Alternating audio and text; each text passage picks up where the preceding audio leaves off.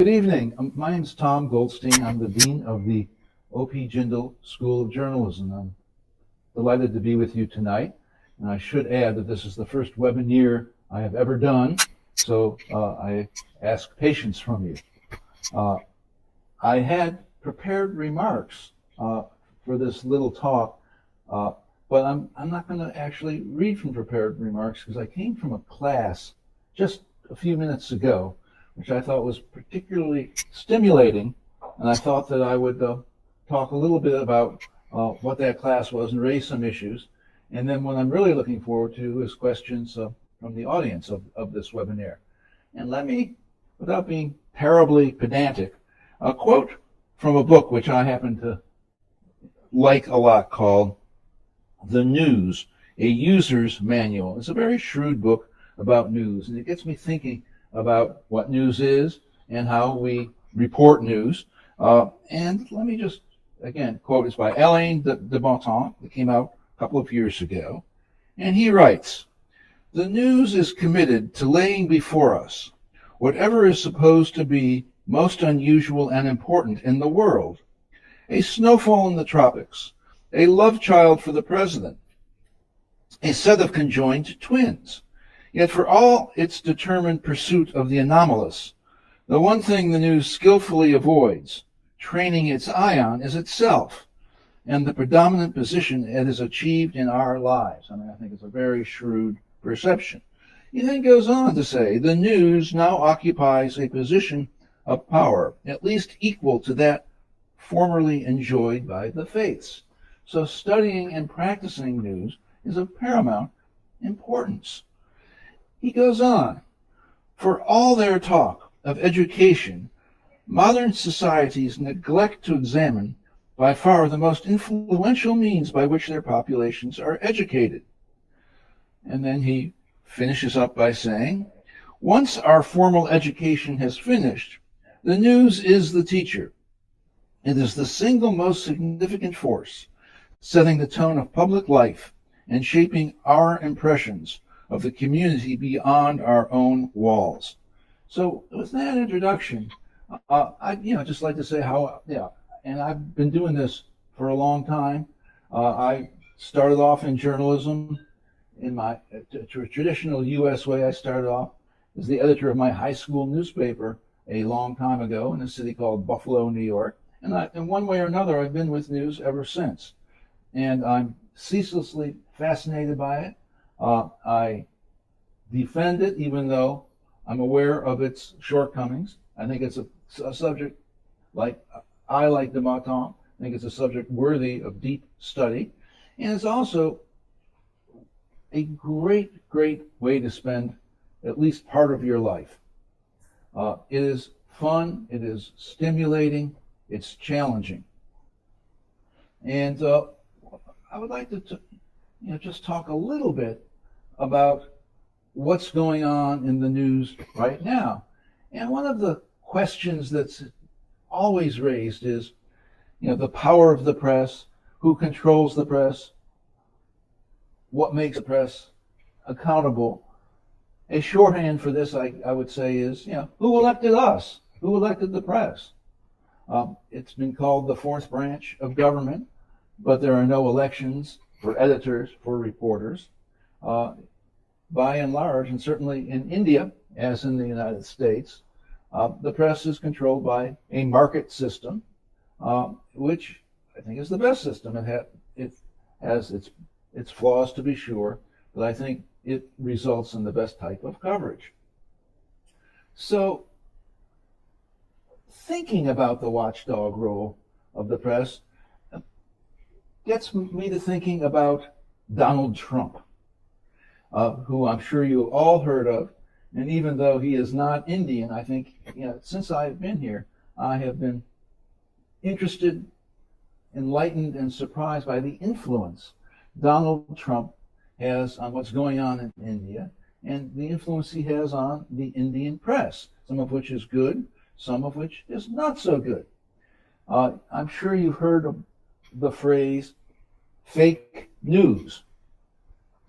And for the life of me, I'm not sure what that means.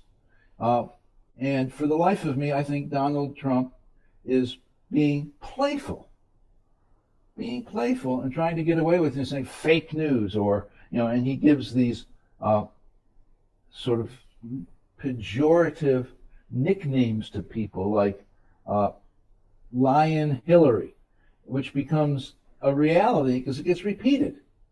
And what he does, and which is what we need to examine, not only in the United States, but in India, because I think India emulates and maybe even simultaneously is copying what's going on with Trump, is he tries to blame the messenger. I wrote a book many years ago called Killing the Messenger. And that's what he's doing, even though, and I think this is overlooked by some, I think Donald Trump likes the press. He doesn't, he's just he's trying to see how much he can get away with. And it's kind of cynical what he's doing. He blames the press for a lot. And what he is doing in sort of his Alice in Wonderland way is perpetrating what George Orwell, the great author, called the big lie. He thinks, he will call things a lie, and because he is the president, reporters have to say, well, President Trump said this, the lie then gets repeated. And what he is doing, he is testing the limits of conventional reporting. And we who study and think about journalism have to come up ways to counteract that.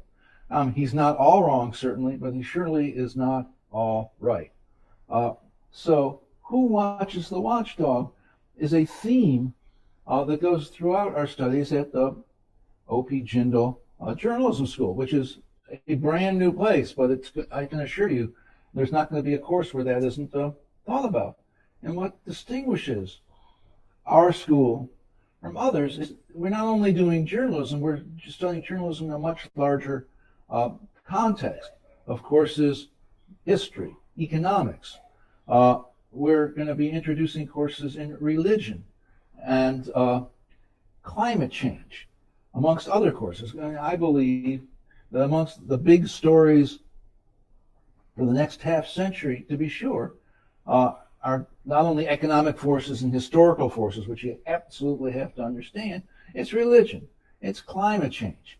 There may be other factors that we really need to know about, and we will introduce them into the curriculum, and we're flexible enough to do that. In addition, we, I think as a faculty, are unanimous in thinking that journalism can be taught. People can improve their writing and their thinking and their judgment. And the best way to do this is individual attention in small classes. And that is our goal at Jindal. And I think only with experience and close editing, that's close teaching, people get better. And I would say, if it were up to me, everybody who graduates from our school would enter journalism. And I've been around enough journalism schools for long enough to know that that doesn't always happen. And I understand that. A predecessor of mine, when I was dean at Columbia, used to say about graduates who didn't go into journalism, she would call them fallen angels. And I thought that was harsh.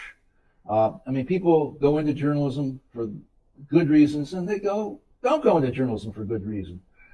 And I think that we as a school owe them a first-rate education that will help them in whatever field they pursue.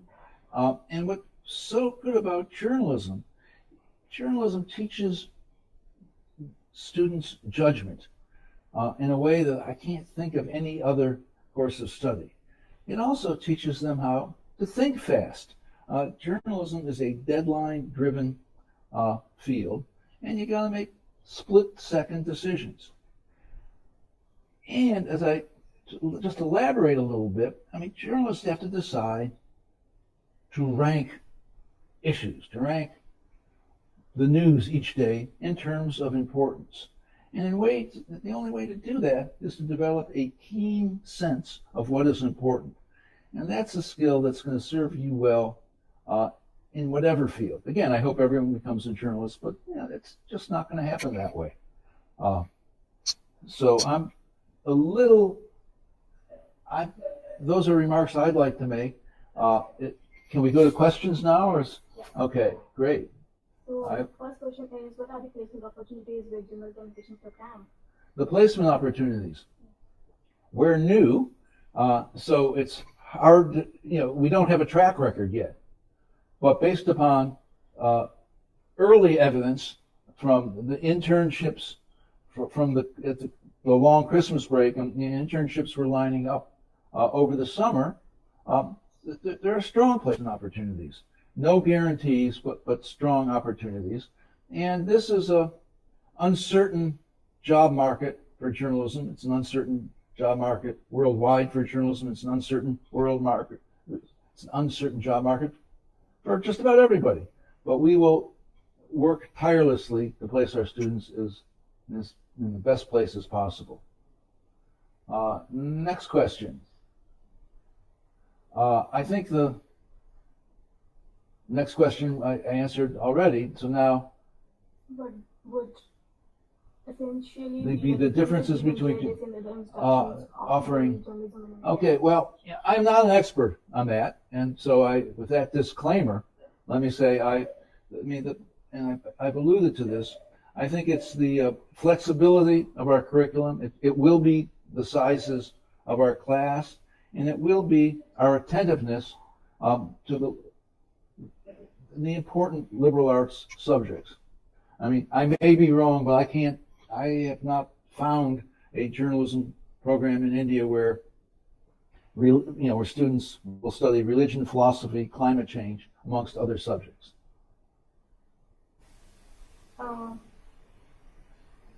The other question is, talk more about what subjects are offered along journalism. I think I've mentioned that. I mean, journalism takes up, which is similar to the United States, which I'm more familiar with the education system there. I mean, the mandate in the United States is between about 20 to 25% of the courses should be straight journalism. The rest should be, the classic liberal arts, because, you're going to work hard at journalism school. You're going to learn a lot about journalism, but you have to be able to write about something. And we're keenly aware of that. Okay, so I'm going to go to Harshita. Yeah, Harshita. Harshita. Yeah. I'm a 10th grader who wants to pursue feature writing and photojournalism. Those are both wonderful fields. And the career opportunities, it's hard to know specifically without knowing how good you are.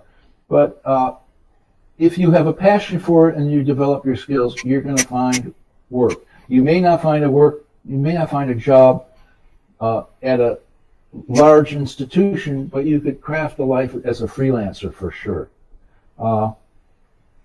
Okay, can you tell me on what basis are the students judged and offered enrollment? Any tips?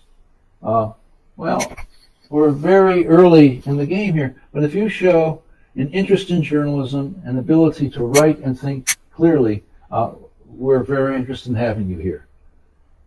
Okay. Another question. What subjects are offered along journalism in our program? Oh, okay. Well, I mean, economics, political science, various types of history. As I say, philosophy. We're only in the first batch now, and we're talking about what will be offered in subsequent years. But there are lots of them. In addition, you have the benefit of being able to take electives at other colleges at OP Jindal. Okay, now there's a question that I can't fully see, but my parents don't want me to take up journalism. And they are suggesting that I should take a BBA in marketing with electives in communications and psychology. Well, that's one way of approaching things, but I think if you're interested in journalism, you should pursue journalism. A degree in marketing that has certain skills is not as close to journalism as one might think. And electives in communication depends upon what those electives are. It's, communications is more the study of the media than practice in the media. So I would say, stick with journalism. And I can understand parents who might not want their children to be journalists. That my parents were like that, and I persuaded them to do it. And I just thought it has been a wonderful way to spend a career. Okay, hello. Do you suggest any extracurricular activity to be taken while in 12th grade? Well, again, my lack of intimate knowledge with the Indian system is going to be evident here. But if, in fact, your school has some sort of media, a newspaper, a radio station, television station, I would volunteer for that. And if your school doesn't, I would wander down to the local newspaper or the local website or the local television station and say, I'm really interested in learning journalism, and I'd like to volunteer. And I would volunteer on Saturday night, on a holiday. I just would like to be around journalists and have what they do rub off on me. And I think you would be surprised about the receptivity you would receive. Okay, the next question is, what are the different career opportunities after pursuing the B Honors Media and Communication program under the School of Journalism and Communication? Well, again, we're starting off, so it's hard to foresee. But I think some students will pursue studies afterwards. We'll get master's degree, and some might land a job at a news organization or maybe an NGO. But there will be opportunities, and a lot of, what makes journalism so interesting is the ease of entry. You do good stuff. You write good stories in school. You're going to do fine. There was a student of mine not so long ago, and I couldn't tell whether she was any good or not. But she was very nice, and she did a story on her backpack being broken. And it was such a lovely story. I couldn't write a story about a backpack being broken, but she put together a readable, interesting story. And I called up a friend of mine who was the editor of an important publication. And I said, you got to hire someone like this. And she went on to a long, fruitful career there.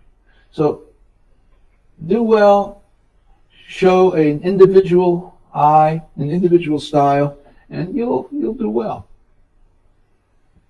Okay. Can you please talk more about internship opportunities during students' program under our program? We expect you to have an internship every summer for at least a month, and we'll help you get one. And we'll help you get one near where you live. And some internships, there's a variety of internships, and we're trying to make sure that they will be of great use to you. Okay. What do you think are the challenges of pursuing a journalism program and working as a journalist? The challenges? Well, you do it because you love it. And I have not here, actually on my desk here, I have a sign, one of my favorite signs says, assume nothing. Sometimes I just don't talk when someone sits there. I said, I assume. I just hang up, pull out the sign, assume nothing. But another favorite saying of mine is, there is no substitute for knowing everything, which is a fairly steep order. But I think that's what journalism requires. You need to know a lot. The more you know, the better a journalist you're going to be. The more practice you have, the better journalist you're going to be. And those are exacting standards, but they're certainly achievable. Okay. How exactly is the course structure? Will it be too intensive for students at any point of time? I'm sorry, could you...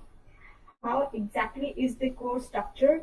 Will it be too intensive for students at any point of time? The way it is structured, and again, this is a work in progress, so you can't hold me to it.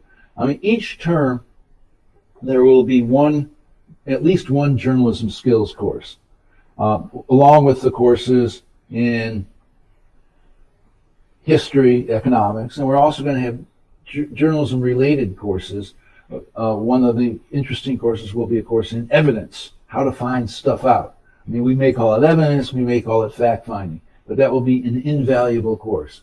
And we control our curriculum here, and we know how many hours there are in a day and how many days a week are. It's going to be challenging, but you will have time to do other things. You will have time for I personally believe, and I know my faculty believes, in the importance of recreation and downtime. What kind of experiences should students gain in school to prepare for journalism? That's a good question. Earlier I said you should work on a student newspaper, which is, or a student radio station, if there is such a thing. And if not, but just about any extracurricular committee can help. If there's a debate society, go out for that. If there is some sort of student political organization, go out for that. Just to demonstrate that you're engaged with the outside world.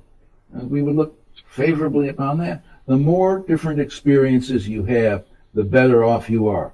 And permit me to tell a story, which I think translates to India, but I'm going to try. One of the reasons I became a journalist was because after my first year in college, I couldn't get a job. I came home to Buffalo, and there I was, couldn't get a job, and the only job I could get was selling brushes door to door. Now, I don't know, it was called Fuller Brushes. It doesn't exist anymore. It exists in movies. And I sold these brushes door to door, and I did okay doing it, much to my surprise, because I am shy, like a lot of journalists, and selling brushes door to door has characteristics of journalism. You knock on a door, a stranger answers, and you try to get that stranger to do something, buy a brush that the stranger was not particularly interested in doing before you knocked on the door. So you have to be persuasive, you have to show people skills, and I did it. So fast forward a little bit. After that first summer, and I didn't like selling brushes particularly much, but I had a lot of stories to tell. The next couple of summers I worked at newspapers, and I loved it, absolutely loved it. So I graduated from college, wasn't quite sure what I was going to do, was working at my local newspaper. I was headed towards law school, at which time the city editor said to me, "You don't want to be a lawyer, you want to be a journalist. Be a journalist." At which point he persuaded me to go talk to the people at Columbia Journalism School in New York. And they say, "Well, it's way too late to apply for next year, but let's talk." And on my resume I had put down that I had sold brushes. Well, it turned out that the director of admissions had sold brushes himself. And we spoke for an hour about selling brushes. Nothing about journalism. And at the end of the interview, he said, "You're just the type of student we want here." And I went to Columbia. I ultimately became dean at Columbia. And it was great. So any experience you have is probably pretty good. And I use that story for lots of purposes to show, there's nothing that's not important. And there's also, if you put together a resume, put everything you've done on it, because that would connect up with the person who's reading it. That's great to know, sir. So the last question is, my current subjects don't really seem appropriate for journalism. Oh, that's small print. Okay, my current subjects don't really seem appropriate for journalism. I am in 11th grade. I with biology, chemistry, and psychology. I was originally going to become a doctor, but I decided to follow my passion. Will this affect how universities view my? Not a bit. Some of the best journalists I've taught over the years are people who started off being doctors. There are a lot of them, and those are great courses to take because a lot of times journalists don't take those courses, so they have an expertise. That's by all means pursue journalism. So one student is asking for the scholarship offered by the institute. I'm going to turn that over to you. So the scholarships which we are offering in General School of Journalism and Communication that based upon your performances in your interaction with the professor, your entrance exam, which is our own university entrance exam with the name of General Scholastic Aptitude Test. Along with that, we do consider these scores in SAT and ACT as well. So on the basis of your performances in interaction, your entrance exam, and your performance in class 12 will make you eligible for the scholarship in General School of Journalism and Communication. So, One of the students would like to know about the application deadlines. that's for you too. Okay, so the process which we are following in General School of Journalism and Communication is our rolling based admission. So we have very limited seats in the program. So if you want to pursue General School of Journalism and Communication, you want to pursue BA Honors Media and Communication, then I suggest you to fill an application form which is available on our website. And after that, you have to register for the entrance exam. There will be an interaction round. And along with that, you need to send some write-up for our reference, and accordingly we can shortlist a candidate and we offer a seat in the program. So it's totally based on the availability of the seats. So I'll request you or suggest you to fill the application form as soon as possible, and then we can take your application to the next level. Thank you. I thank you for listening. And this has been my first webinar, as I said. I had a thoroughly good time. I hope I have answered any questions or reservations you might have, and we encourage you to apply. And if you have questions after this, you should get in touch with me. T.J. Goldstein, Goldstein at jgu.edu.in.